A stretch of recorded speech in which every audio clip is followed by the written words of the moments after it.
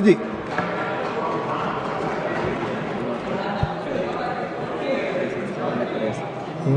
Deputy chairman sir,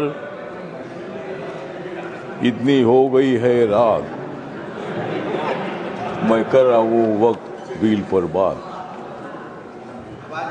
मैं दे रहा हूँ मोदी जी को साथ, मैं दे रहा हूँ मोदी जी को साथ, इसलिए कांग्रेस को मैं दिखा रहा हूँ हाथ। मोदी जी तो मुसलमानों की बात करते हैं, मोदी जी तो मुसलमानों की बात करते हैं, लेकिन कांग्रेस वाले मुसलमानों का आघात करते हैं। मोदी जी तो गरीबों की बात करते हैं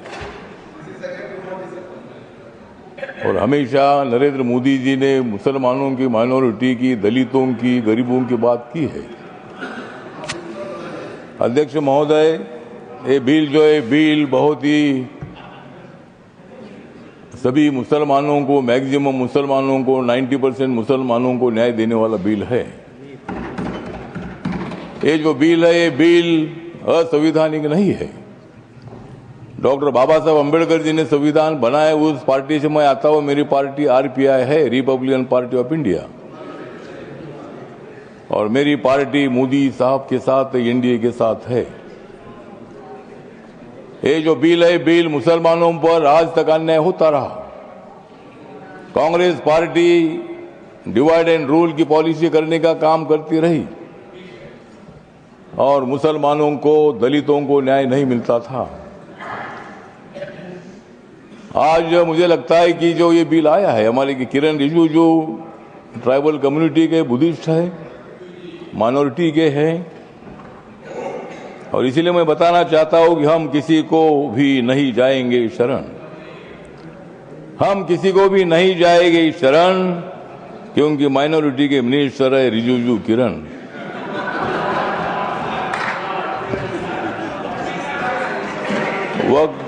वक्त बिल का हम करते हैं स्मरण, वक्त बिल का हम करते हैं स्मरण, लेकिन अपोजिशन को हम करा देंगे हरण।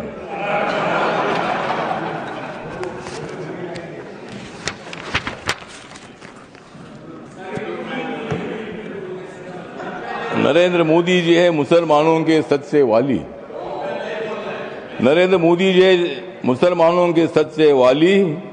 खड़गे साहब बजाओ जोरदार ताली।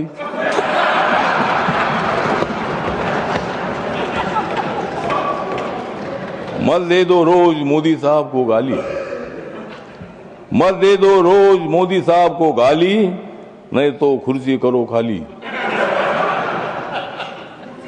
विरोधी दलों की रात हो रही है काली, विरोधी दलों की रात हो रही है काली, नड्डा साहब बजाओ तुम भी ताली।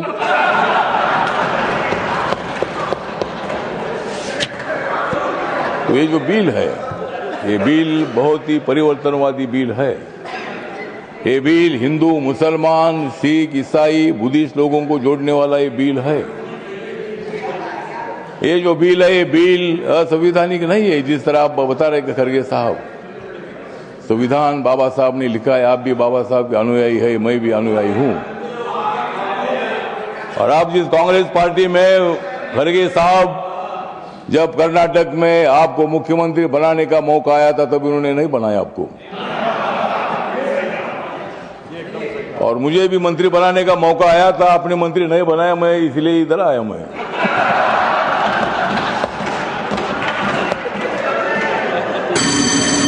लेकिन मैं आया, लेकिन आपने तो मंत्री पद का विषय नहीं है।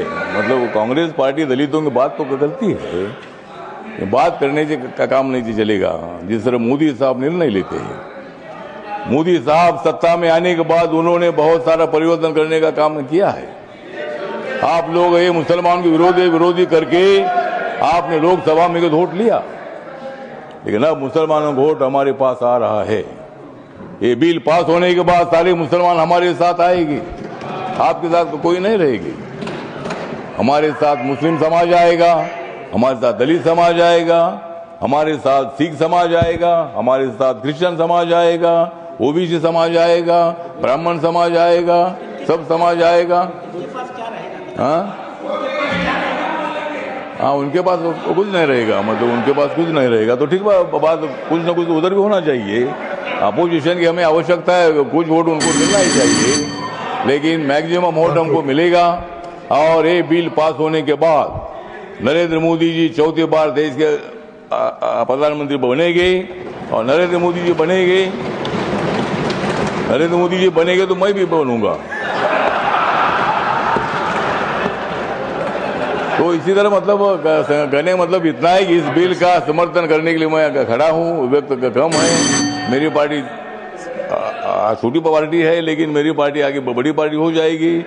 लेकिन अभी मैं अकेला मेंबर हूँ, लेकिन मैं जो मेरी पार्टी है, ये पार्टी बिल का समर्थन करती है, और ये बिल लोकसभा में पास हुआ है, ये राज्यसभा में भी पास हो जाएगा, और हम मुसलमानों का कल्याण करने के लिए हम आगे बढ़ते रहेंगे। इतना ही मैं बात करता हूँ। धन्यवाद, नमस्कार, प्रणाम। लेकिन जाते जाते थोड़ा सा किरण जी को मेरा कहना है कि बोध गया में जो हमारा महाबोधि महाविहार है, वो बौद्ध समाज का है।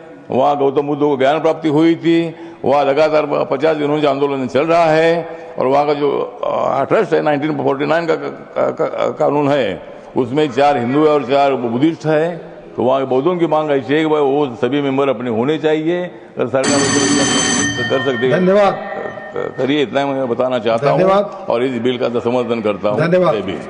श्री गुलाम अली